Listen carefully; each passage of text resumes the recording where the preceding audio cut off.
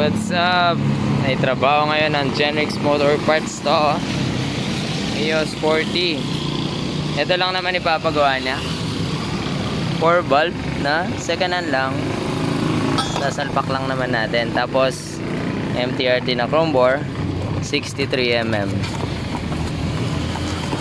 Sana all may panggastos. Sorry, it's DJ.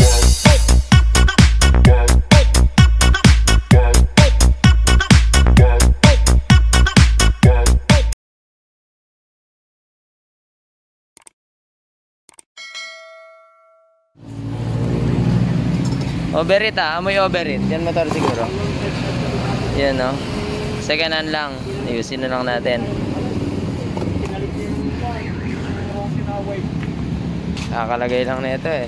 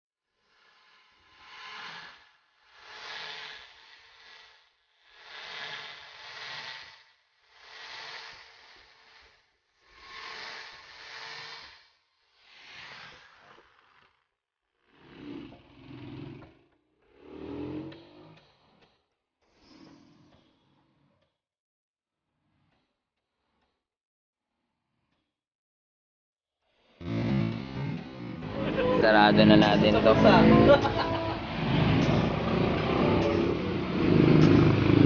Papabalt packet muna pala tayo.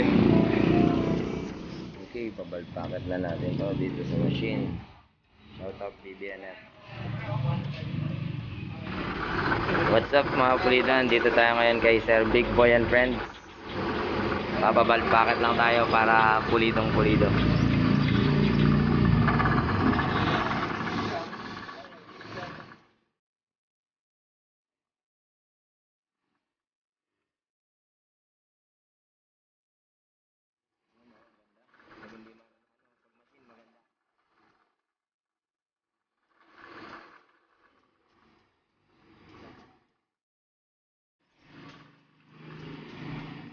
Ito, dito ako nagpo-bulk packet with Big Boy and Friends. Shoutout sa kanila. What's up, third day mga kapulido. Dito na si Inspector Food Panda. Ini-inspection niya ang aming piston. Yan, bagong bulk packet kay Big Boy and Friends. Isasarada na natin to, third day. Mamaya-maya tapos na to, pwede nang kunin ni Sir Marvin Tagakay. Shoutout. Update, deck height niya is 0.8. Primera hanggang kwarta, sagad agad sa kinta. Kukulangin ng daan, pag-apak mo ng kambyada. Hindi ka bibitinin, ikaw ang siyang mangangayaw. Pag binirit sa daan, ang motor na humihiyaw. Di kalidad ang bawat pyesa at pulido ang gawa. Detalyado bawat setup at hindi pumapalya. Siguradong di ka madidismaya. Tulin at lakas sa pagsampa iyong tama.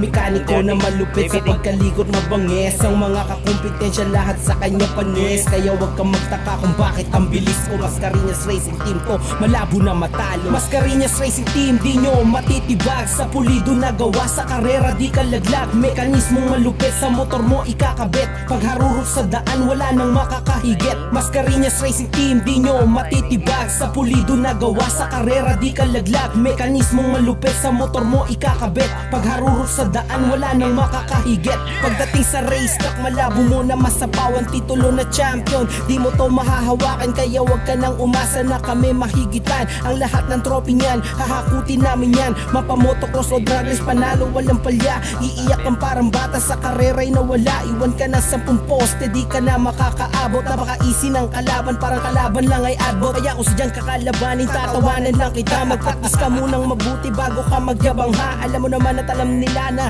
hindi ka hihigit. Dahil alam naman nilang wala kang taglay na lupit.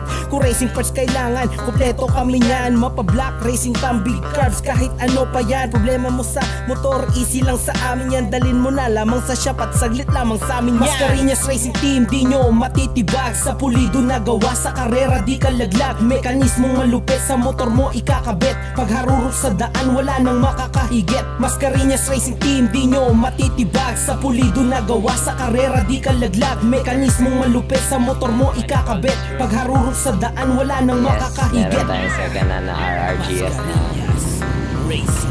cam gear cover. So pwede na natin ilagay ito. Kaso si Sir DIY niya. Sayang. Yan yung lagay ng oil cooler. Siguro kinalbo niya yung isa para dito sa pito. Pero sana may diskarte na hindi na kailangan tanggalin kung pinagawa niya sana sa akin. Pero nandito na tayo.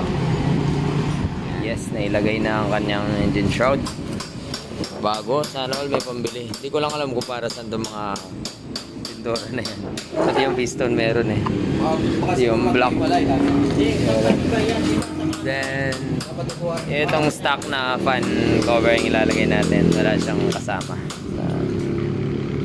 Ipilit ang request. Yan, medyo pasok lang naman siya. Pero pwede.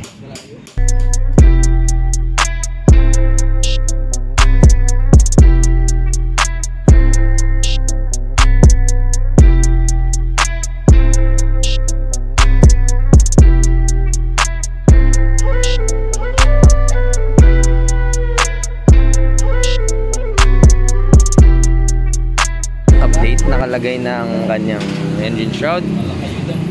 Then bumutas ako dito para dito sa kanyang converted oil cooler. Then lalagay ko na sana yung ano niya, pero may part na medyo masikip. Medyo ipoport ko to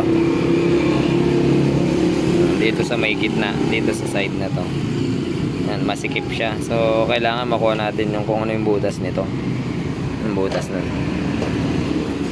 Mio Food Panda 59. Yan. Mio 1 59. Mio Sporty 63 4 valve. Mio Sporty 59 big valve. Yo, what's up? Yo, what's up? Ginabi na. Medyo marami nagpa-setup kanina, so puro Mio. So ito, hindi ko pwedeng i-plug and play ang binigay niyang elbow. Medyo inedit ko yung kurbada. Ayan, dalawang cut. Kasi nakadikit siya masyado dito. Yung nabili niyang elbow pang water cooled, yung wala ng engine shroud. Hindi namin pwedeng i-plug and play. So yun, mamaya ma-under na to. Ay, lagay na yung 28mm carb. Updates 10 PM. Yan, ready to salpak na. So yan, kailangan to. Yan, grind dun sana sa may swing arm. Let's go, salpak na natin to. Alright, naisalpak na. Then yung pipe niya, okay na rin. Medyo nag-zigzag pipe na rin siya. Ay, pero curve naman siya. Hindi tulad ng saka na zigzag talaga. So yan, lagyan na natin ng langis yan. First langis award.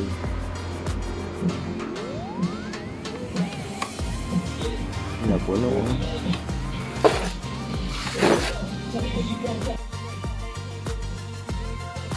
Dahil mayroon cooler siya, 900 ml lalagyan ko.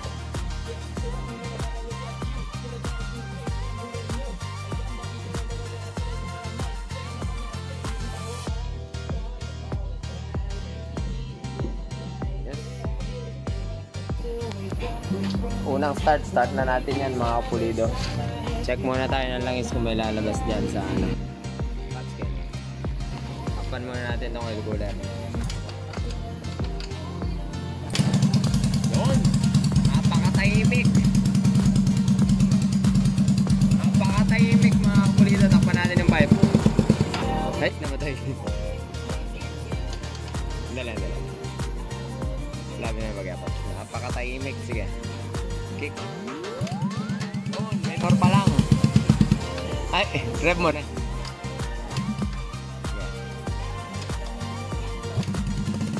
Ay, maingay. Yun, lakas ng langis. Baba mo lang, minor.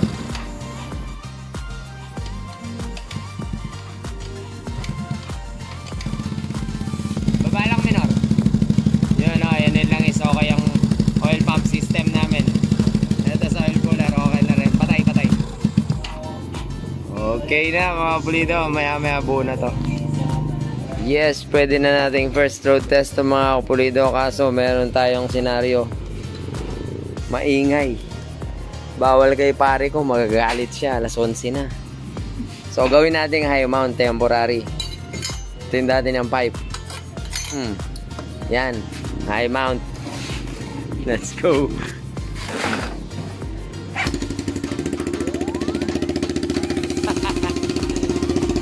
Ang ingay. 4 valve is real. Load testin natin doon. What's up? Tapos na ang ating 63 4 valve NTRT. Kukunin na ni sir pero wala yung may-ari, pinakuha lang. So yung pipe wala, tinemporary ko lang para lang ma-road test kasi sobrang ingay. Road testin lang natin. Pa-video saglit. Subscribe. Tag nga natin. Nahan lang natin, oh.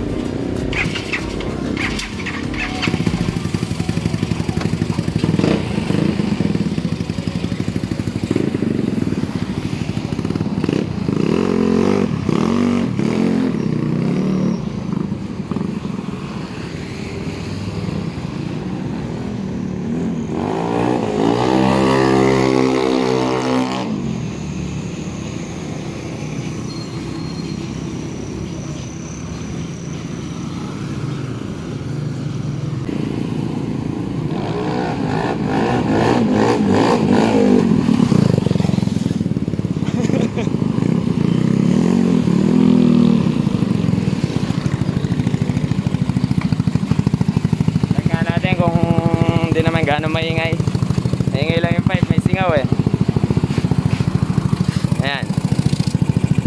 Yan o, napakatahimik mga kapulido. Pulidong gawa at Genrix.